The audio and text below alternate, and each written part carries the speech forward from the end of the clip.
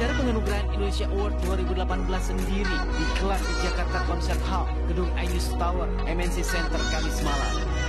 Acara dihadiri pejabat dan tokoh publik. Kalau misalkan kekeluargaan tamat dong, mereka nggak terkenal lagi. Makanya nggak mau adanya kekeluargaan gitu loh. Makanya aku polisikan.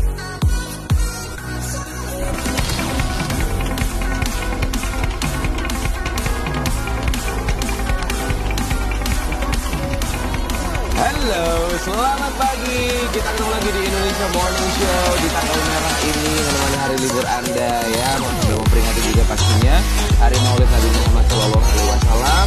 Ini